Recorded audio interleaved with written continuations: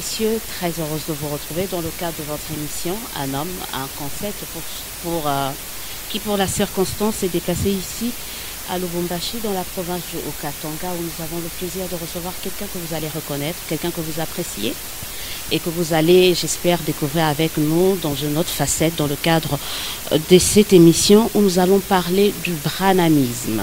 Branhamisme, doctrine sainte, controversée ou incomprise. Et qui mieux que l'Ifoko du ciel, l'un des plus célèbres de branhamistes, pour nous parler de cette doctrine-là. Et c'est d'ailleurs, c'est donc lui, notre invité de ce soir dans le cadre de votre émission.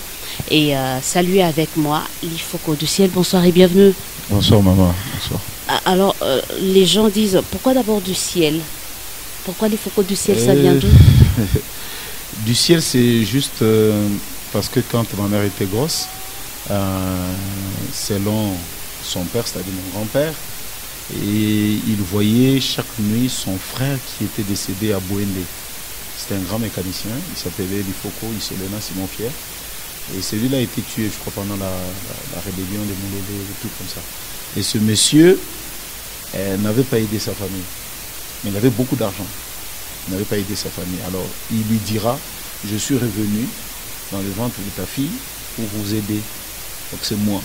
Et le grand-père, déjà dans le songe, j'ai discuté avec celui-ci. Et voilà que le deuxième jour, il va venir cette fois-ci avec un cercueil. Il dit, comme tu as refusé de donner le nom, donc je vais prendre ce garçon-là. Donc quand je suis né, ils n'ont même pas raisonné deux fois. Ils m'ont bombardé tous les noms de ce monsieur. Ifoko, Solena, Simon Pierre, croyant que je suis cette famille d'Ifoko-là qui était mort à Bouende, qui est revenu pour les aider.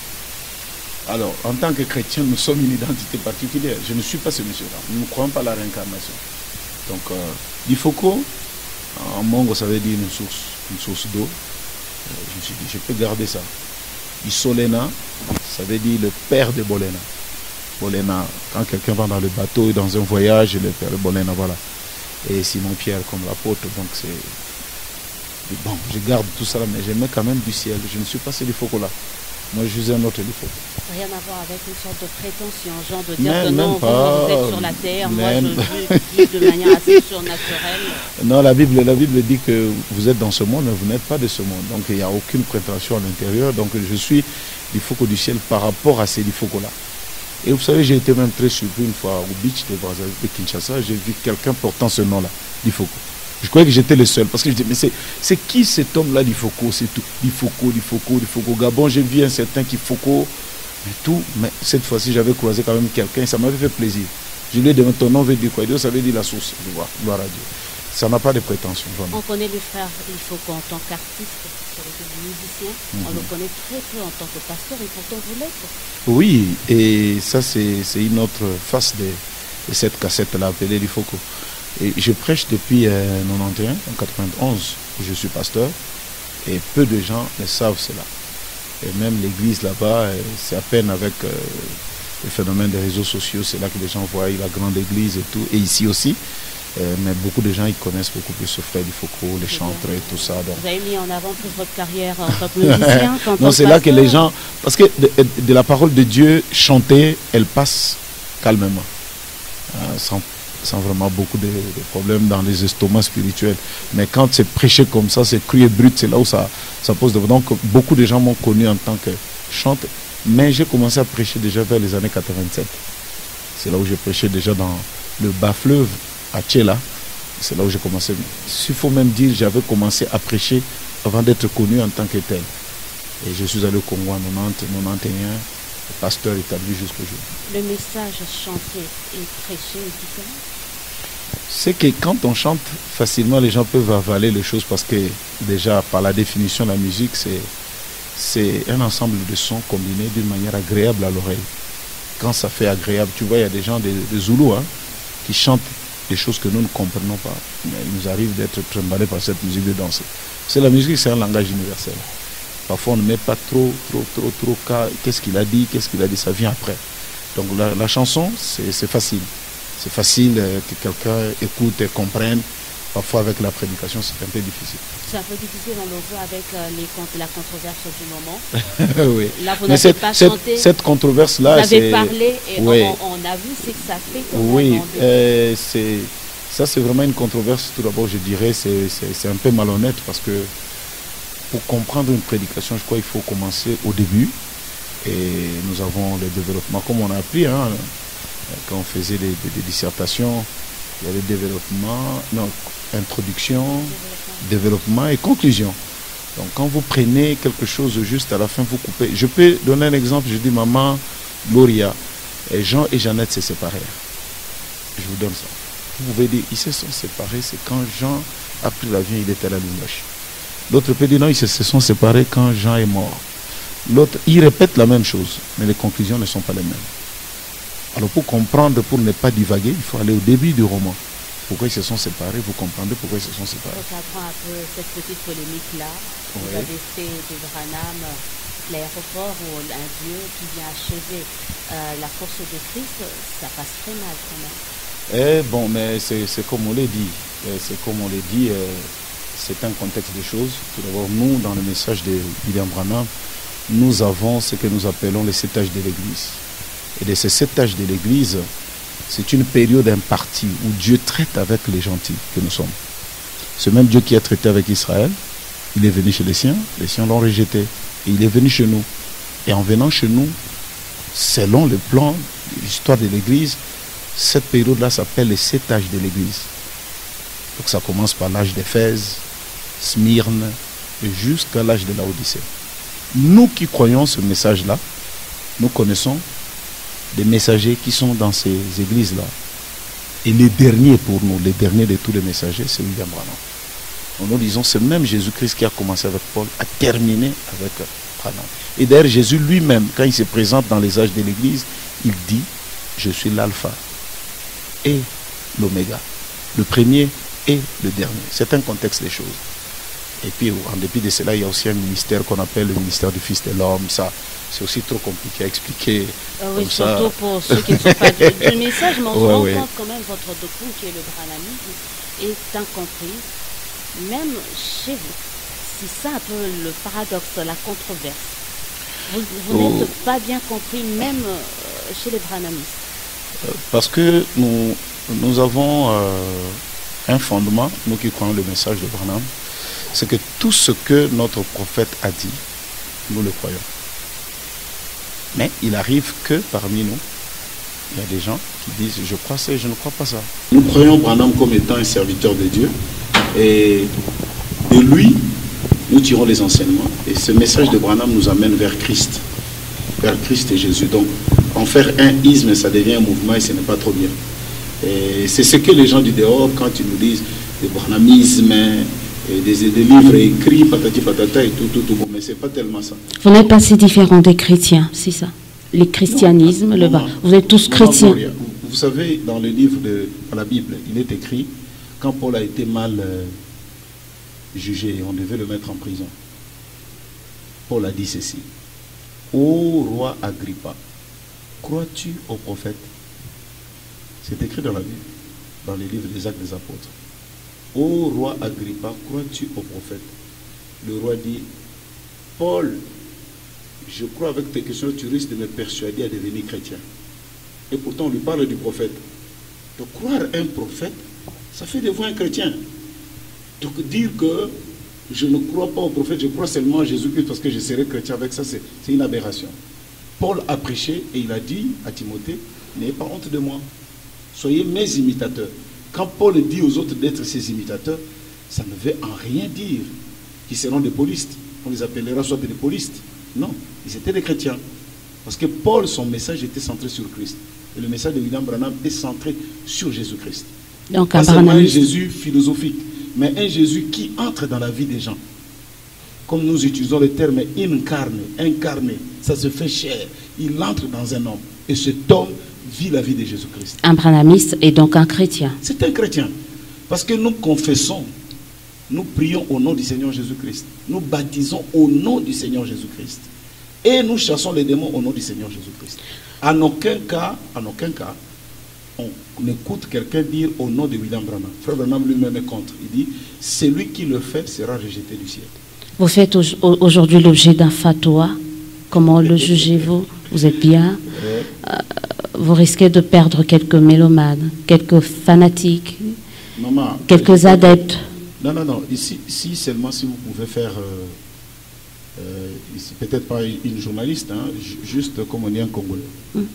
Dans ce pays, vous avez déjà vu quelqu'un qu'on est en train de crucifier du matin au soir, perdre les gens dans son église? Au contraire, dans ce pays.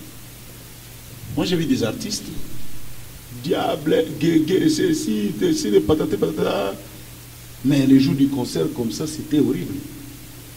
C'est pas forcément une bonne référence, hein? Non, je ne dis pas ça. Je ne dis pas que... Je dis ceci, que les gens doivent changer de méthode, de manière de faire. Il y a des pasteurs qu'on critique, on dit, celui-là, c'est un démon, c'est un sataniste. On voit tout ce qui se passe sur Internet. Démon, mais plus vous dites démon, plus son église se remplit. Faites cet examen simple. Vous allez voir que plus vous diabolisez quelqu'un, plus vous suscitez la curiosité des gens. Il faut qu'on entende. C'est encore qui il faut qu'on... Qu'est-ce qu'il fait finalement? Allez voir même le nombre de vues actuellement sur l'IFOCO, sa musique et tout. Donc vous allez voir que c'est tout d'un coup, c'est parti. C'est parti. Donc je suis calme parce que depuis tout le temps, quand nous chantons, il y a toujours des controverses et de ceci et de cela. Et je n'ai pas donné le nom des Guigui ou tout ça, mais je dis, il faille bien quand même que les hommes d'église que nous sommes changions de manière. Nous avons des âmes très puissantes entre nos mains. Allez voir son frère, lui parler. S'il n'écoute pas, allez avec un deuxième. S'il n'écoute pas, allez avec un troisième. Et s'il n'écoute pas, que tout le corps de Christ puisse les livrer à Satan. C'est ce que la Bible dit. Ou encore prier pour lui, pour le salut de son âme. C'est ce que la Bible dit. Mais vous êtes là du matin au soir, tu ne me connais pas. Moi, je me suis marié avec une seule femme. Ça fait aujourd'hui 26 ans, 27 ans. Je ne suis jamais tombé avec les femmes. Je ne connais pas la cigarette. Je ne connais pas la boisson, comment ça se passe. J'ai croisé ce message avec 15 ans jusqu'au jour. Toi, tu me traites des diables et des démons par rapport à quoi? Mais il y a la loi de la reproduction. Chaque semence se reproduit selon son espèce. Quelqu'un qui aime le diable peut vivre cette genre de vie que je vis. Est-ce que vous savez ce que j'ai croisé dans ma vie? Si je n'aimais pas vraiment Jésus-Christ, des femmes, n'en parlons pas. Hein? Je ne suis pas quand même... Je ne pense pas que je sois aussi trop mauvais dans mon corps, non.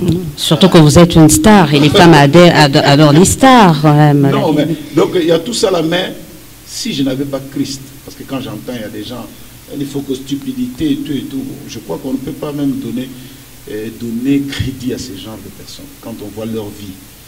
Et nous ne sommes pas de ceux-là qui aimons venir créer des controverses sur la vie des personnes. Ce que j'ai dit, je sais où est-ce que j'ai trouvé ça bibliquement, je suis capable de dire voilà. Et je ne suis pas le premier homme. Vous savez, il y a un grand homme de l'église pentecôtiste, il s'appelle Thomas Osborne. Cet homme-là est allé en Inde, il a échoué. Il est venu voir Frère Branham. Et il a dit, il faut prier pour moi que j'ai la chose qui est en toi. Frère Branham était là pendant la réunion, il y a un enfant qui était venu malade. Thomas Osborne était assis et il a vu Frère Branham. Frère Branham a prié pour l'enfant. Thomas Osborne, en tant que pentecôtiste, il était en train de sauter pour pouvoir parler en langue et puis chasser les démons. Mais Frère Branham a dit au nom de Jésus-Christ, l'enfant est guéri. Ouvrez vos yeux, l'enfant est guéri. Thomas Osborne a dit, ça ce n'est pas moi. Ça y est sur Internet, ça y est même sur YouTube. Il dit, ce jour-là, j'ai vu Jésus-Christ marchant dans la chair d'un homme appelé William Marion Branham. C'est pas moi. Et ça, c'est pas un scandale. C'est pas un scandale. Ben, du moment où c'est un Africain qui le dit et un Congolais, c'est normal aussi. Hein. Là, c'est un Américain. C'est ça le mal de Congolais. Peut-être que c'est un petit pays, même quand on dit, hein, dans le Conseil de sécurité, hein, quand un grand pays comme les États-Unis donne les veto, on l'écoute. Mais un petit pays comme le Somalie donne le veto, qui va l'écouter? Et pourtant, c'est des vérités. Thomas Osborne l'a dit, il a vu Jésus marchant dans les rues de Kentucky. Dans un homme appelé William Marion Branham. Ça y est là et ça existe. Et c'est le père de l'église pentecôtiste. Pourquoi est-ce qu'il ne peut pas commencer par lui? Dire que Thomas Osborne, tu es un démon. Tu es un antichrist. Et ça, c'est cette haine de dire que Jésus-Christ était dans la chair, sous la forme, il a été là. Jésus-Christ, c'est le Saint-Esprit.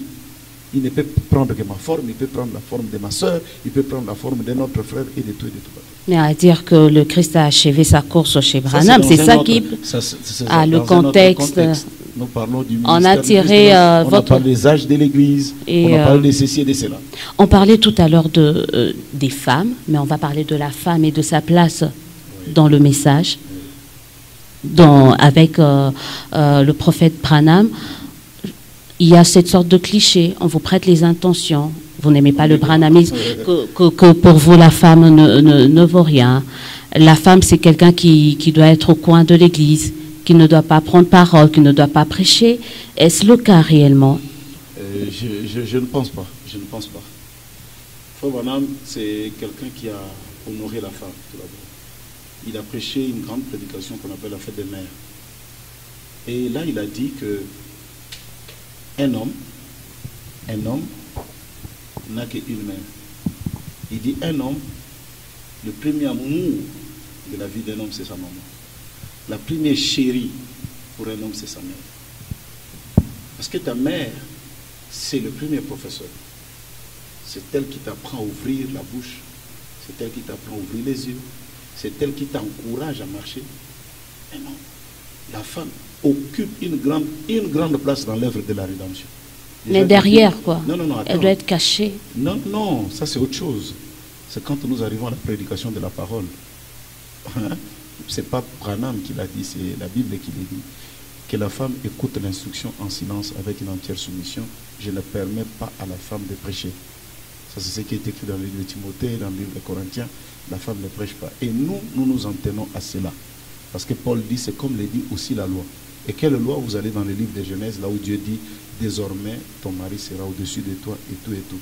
En tant qu'Africains, déjà dans nos traditions, sans Bible, nous croyons ça, que l'homme est le chef. La constitution, le code de la famille dit que l'homme est le chef de la famille. C'est lui qui doit prendre des directives et tout ça.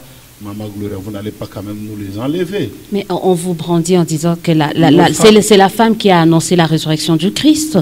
Du coup, ça fait de la femme une messagère à part entière comme l'homme. Mais elle ne peut pas aller venir prêcher dans l'église. Dans l'histoire de l'église, on n'a jamais vu ça. Mais elle peut évangéliser, elle peut, et pas dans l'église. Elle peut témoigner. Chez nous, elle peut témoigner.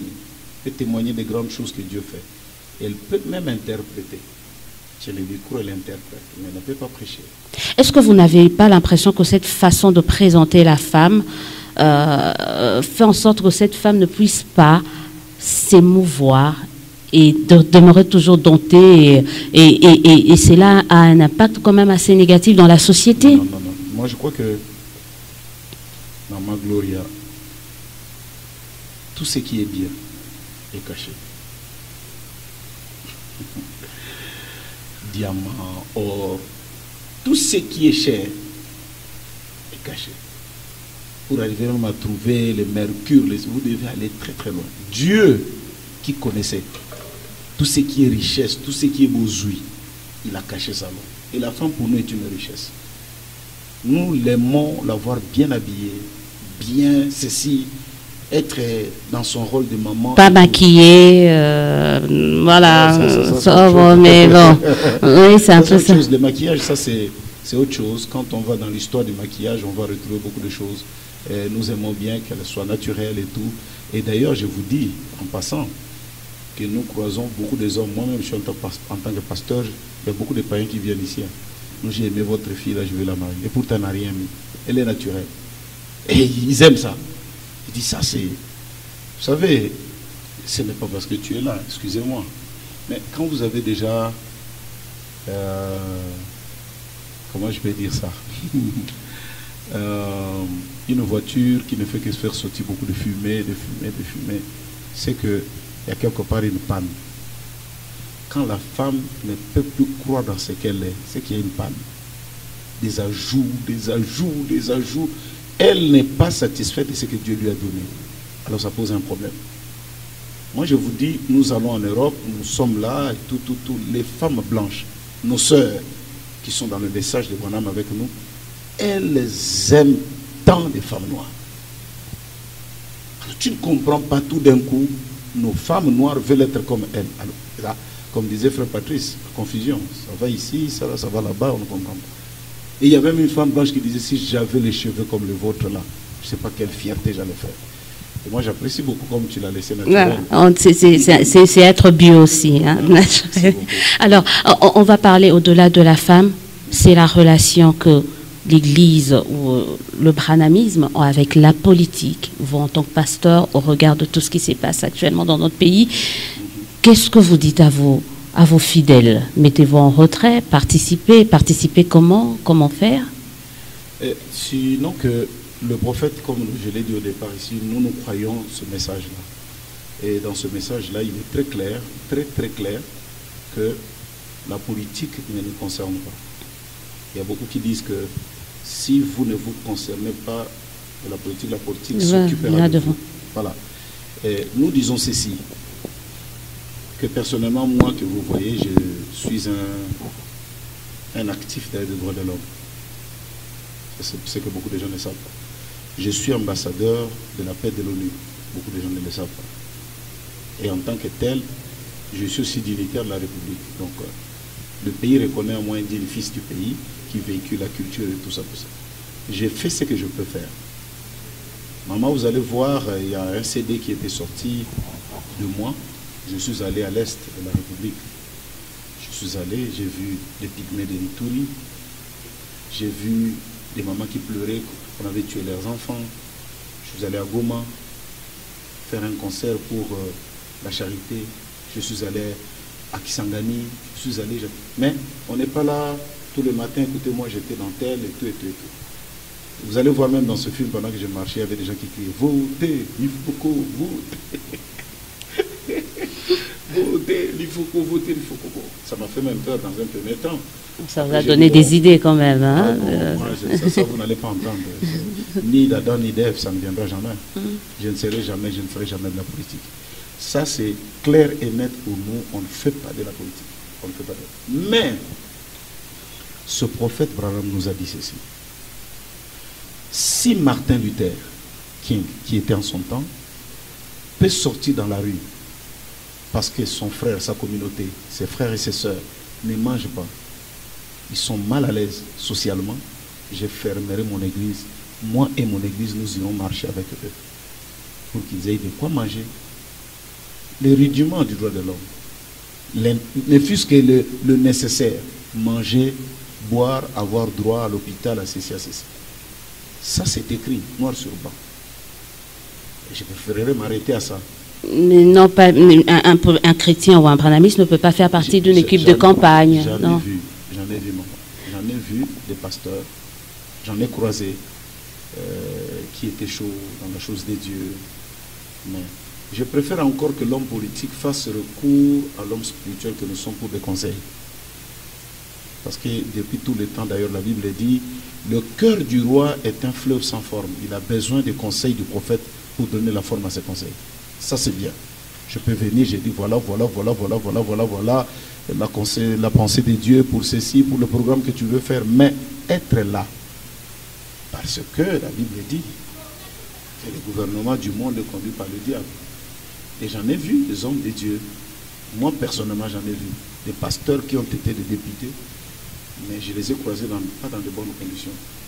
Hein, des conditions qui n'honorent pas la parole de Dieu. Et plus tard, ils vont même vous dire que l'onction qu'ils avaient pour prier pour les malades, prêcher, tout était parti. Par rapport à la situation actuelle ici au pays, quelle doit être l'attitude de l'Église, des hommes de Dieu justement? Se mettre en retrait, observer, ou aller vers ces gens-là? Est-ce qu'il faut attendre que ces gens-là viennent vers vous, ou vous pouvez aller vers ces personnalités politiques pour essayer de les aider? Les hommes politiques sont aussi nos frères, non? Ce sont nos frères, ils sont dans nos familles, ils sont aussi nos aînés, ils sont aussi nos cousins, ils sont ceci et cela et tout. À ceux que nous pouvons croiser, nous parlons. Nous parlons, nous donnons des conseils et tout, et tout, et tout. Mais n'oublions pas aussi quelque chose qui est trop vrai. Nous vivons déjà le temps de la fin. Moi, en tant que chrétien, je sais que le mal va aller de mal en pis. Connaissant déjà la prophétie, connaissant le temps dans lequel je vis, donc je vois le monde où ça va. Ce n'est pas simplement un problème de la RDC. Je ne pouvais jamais m'imaginer qu'un jour, on pouvait dire qu'un pays comme l'Afrique du Sud, où nous allons parfois, nous voyons que l'économie est down. Vous allez vous trouver que partout, les gens, ils font des conférences sur la chaleur du matin au soir, mais ça ne fait que chauffer. D'ailleurs là, le président Trump était venu aux États-Unis, il a refusé parce qu'on ne va pas de multilatéralisme l'irréalisme, on va parler sur le climat et tout, il a refusé, il dit je m'en fous. Pendant qu'on refuse comme ça, donc plus personne ne contrôle plus rien. Ils ont des armes aux États-Unis, moi j'étais là-bas, vous avez vu comme ça, on tire, on tue. L'homme est devenu ce qu'il est devenu parce que c'est la fin. Ça c'est ma lecture tout d'abord en tant que fils de Dieu, qui s'apprête parce qu'il y a un avènement du Seigneur Jésus-Christ et je dois aller au ciel. Et ces choses-là sont liées aussi par des événements nationaux. Il y aura des guerres, des bruits de guerre, il y aura de ceci et de cela et de cela et de cela. Mais quant à faire la politique, moi je ne le ferai pas. Et vous ne conseillerez pas à vos fidèles de le faire, au fait? Même pas en songe. Merci, on va très bientôt terminer avec cette émission. Le prochain album de Frère Lifoko, c'est quand? Oui, bon, ça c'est le dernier album que je suis en train de faire. D'ailleurs, je l'avais déjà annoncé. C'est le dernier. J'avais appelé ça l'album de mon cinquantenaire. Donc, c'était depuis l'année passée qu'on devait le faire. Mais c'est seulement facteur temps. C'est le facteur temps qui... Déjà, on a trouvé des sponsors. Mais j'avais voulu faire cet album sous forme d'un concert live. Comme LSC à l'époque, parce que c'est le concert qui a marqué un peu... Et même là, il y a des pasteurs, n'écoutez plus du Foko et tout. Bon, ça, c'est vraiment des controverses. Vous aviez été bénis par ces chansons. Vos mariages ont été aidés. Est-ce que ça, c'était Dieu ou c'était le diable? Pour que tout d'un coup, on dise, non, mais il ne faut plus écouter. Et là, il y a des frères qui sont dans ces églises là, qui disent, non, ça, c'est les pasteurs dans la crise de colère qui parlent de choses comme ça. Ou peut-être, mais nous essayons d'écouter, nous gardons ces choses-là pour notre bien. Et donc, c'est un peu ça. Mais le dernier, c'est ce que je vais faire bientôt. Je crois que la presse sera invitée parce que ça sera vraiment les titres même, venez, terminons l'histoire ensemble. Voilà, vous avez toujours de titres, des thèmes assez particuliers, singuliers. Vous avez parlé tout à l'heure des sponsors. Vous êtes pour des sponsors, des sociétés brassicoles, comme on le voit ces derniers temps, même si c'est pour des boissons gazeuses seulement. Les gens, ça crée polémique aussi. Oui, ça crée polémique. Est-ce que vous êtes pour ou contre cette façon de faire de certains musiciens chrétiens? Déjà que quand nous intéressons ces gens-là de nous aider, c'est parce que nous n'avons pas. Si j'en avais, je n'allais pas faire appel à ces gens-là. Et Frère Branham, en son temps, disait ceci, que quand vous faites des sponsors, c'est-à-dire quelqu'un pour venir vous aider, si vous faites la main à l'église, déjà regarde avec tout ce qu'il y a comme polémique, il faut que c'est un diabolique, c'est un démon. Tu crois que ce frère-là qui a dit que c'est un démon, si je lui demande l'argent pour le conseil, il va me le donner? Rien, il ne va pas le faire. Parce que celui qui veut te donner l'argent, Salomon dit, c'est celui qui fait de toi son esclave. C'est ce que Salomon dit. Celui qui te donne tout le temps, il fait de toi son esclave. Or, l'homme qui vend les ginos, qui vend la nana, qui vend ça, il s'en fout de votre doctrine. Lui, son problème, c'est qu'il a comme marchandise soit vendu. Point très. Que tu arrives là-bas, tu dises patata, patata, patata, il n'est pas là. Vous mangez ce que le corbeau vous emmène et vous laissez le corbeau, c'est ça? Le corbeau est un peu... on ne le mange pas, mais ce qui nous emmène... Je ne prendrai jamais le sponsor d'une société de cigarettes, par exemple. Je ne le ferai jamais. Je ne prendrai jamais quelque chose qui est en désaccord avec ma foi. Je ne le ferai pas. Ça, je ne le ferai pas. Et il est aussi demandé à tous ces chrétiens de ne pas le faire. Mais une société, il n'y a pas seulement des sociétés, il y a aussi des hommes. Des hommes, d'ailleurs, Frère Branham lui-même, il a été beaucoup de fois sponsorisé par les hommes d'affaires du plein évangile. On lui donnait quelque chose et tout. Et pas simplement ça, il y a encore d'autres choses d'ailleurs. Merci beaucoup en tout cas, je vous remercie. Je sais que votre temps est un peu surchargé. Ça a été un plaisir pour moi de vous recevoir dans le cadre de cette émission. Merci pour le temps que vous avez disponible. On va terminer en musique. Oui. Si mon Jésus Nous ne sommes pas dans un marché, nous ne sommes pas dans une foire. Vous chantez bien. Nous sommes ici dans la maison du Père, là où Jésus règne. Si mon Jésus est Seigneur, ce n'est pas si Branham mais Seigneur. Merci. Laisse qu'il descende et qu'il guérisse, car 1000 mais 2 hommes et un seul mot venant de toi, c'est ce dont mon âme a besoin. Merci à vous. À la prochaine. Écrivez-nous, appelez-nous pour vos réactions, pour vos suggestions. Et cette émission sera sur notre chaîne YouTube, Magazine UHC, sur plusieurs chaînes, sur nos différents réseaux sociaux. Madame, messieurs, c'était un plaisir. On se dit au revoir et à très bientôt.